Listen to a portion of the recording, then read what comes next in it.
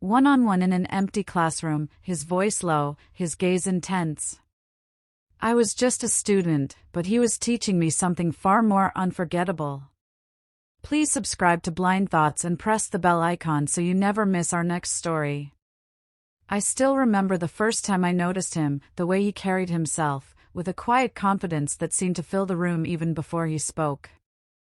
Mr. Jackson, or as everyone else called him, Professor Jackson, was the kind of man who didn't need to raise his voice to command attention.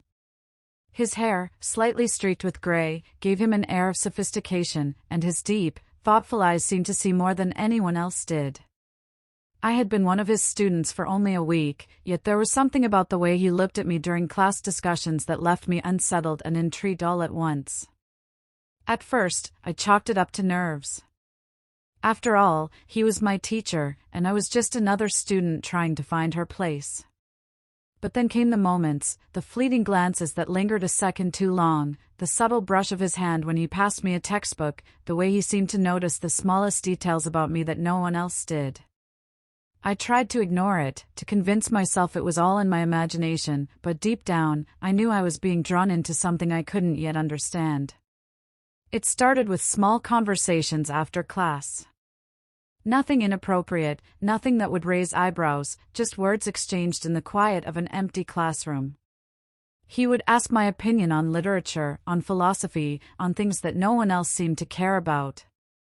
And I would answer, heart racing, feeling a strange warmth at the sound of his voice so close, his attention focused entirely on me. One evening, I stayed late for a study session. The classroom was empty except for the two of us, the setting sun casting long shadows across the room. I was hunched over my notes when he approached, his presence making the air feel heavier. "You seem distracted," he said softly, leaning against the edge of my desk. "I'm fine," I replied, trying to keep my voice steady, though my heart was pounding. "No," he said, tilting his head slightly. "You're not. There's something on your mind." I wanted to deny it, to retreat into my books, but the way he looked at me made my defenses crumble.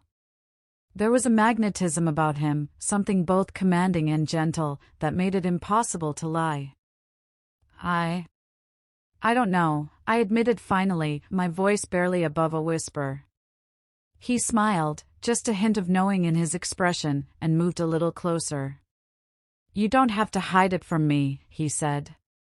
From that moment, everything changed. Our interactions became charged with unspoken tension, a dangerous game of glances and fleeting touches that left me dizzy. I felt alive in ways I hadn't known before, excited, scared, and utterly captivated. One afternoon, he asked me to stay behind after class. My stomach twisted with a mixture of anxiety and anticipation. As the room emptied, he walked over to me, his steps deliberate, each one echoing in the quiet space. "Why do you keep looking at me like that?" he asked, voice low, almost a whisper. I don't know what you mean," I stammered, heart racing. "You do," he said, a faint smile playing on his lips. "And I do too." The words hung in the air, heavy and intoxicating.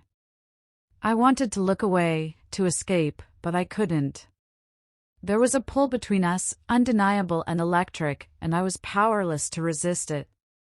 From then on, our encounters grew bolder, though always subtle. A brush of hands over a stack of papers, a lingering look that spoke volumes, a voice that dipped lower when no one else was around. Each moment was a lesson, a masterclass in desire that I was both terrified and thrilled to attend. We started meeting outside of class, under the guise of tutoring sessions. I told myself it was innocent, academic, necessary even, but the truth was, each session left me flushed and breathless, craving more of the connection we shared. He challenged me intellectually, yes, but he also awakened something deeper, something primal and forbidden. One evening, after a particularly intense discussion about literature and human emotion, he leaned back in his chair, studying me with an intensity that made my pulse spike. "You're extraordinary," he said softly. "Not just in what you know, but in what you feel." I swallowed hard, unsure how to respond. There was a vulnerability in him, a raw honesty that made me want to reach out, to bridge the distance between us. Thank you, I whispered. He leaned closer, and I could feel the warmth radiating from him. You don't have to thank me, he murmured. Just be honest with yourself. Be honest with what you want. That night, I lay awake in my apartment, replaying every word, every glance, every brush of his hand. Desire is a funny thing, it doesn't always come with clarity. It can be confusing, overwhelming, and utterly consuming. And yet, I knew there was no going back. I had been taught a lesson I could never forget. Our relationship became a careful dance of boundaries and temptation. Every conversation, every touch, every lingering look was a lesson in restraint and longing.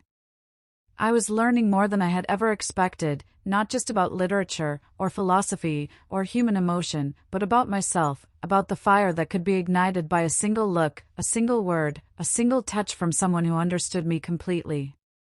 He was patient, careful, knowing.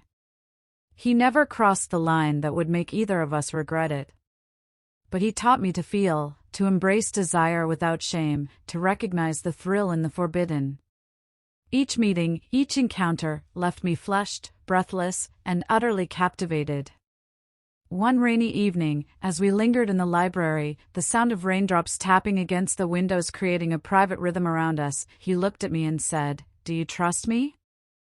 I do, I replied, though my voice trembled. Good, he said softly. Because there are things I want to show you, things I want you to feel. But only if you're ready. I nodded, heart hammering in my chest. The anticipation, the tension, the undeniable pull between us, it was intoxicating. I was ready to learn, to experience, to surrender to the lessons he had to teach me, even if the world outside didn't understand, even if it was dangerous.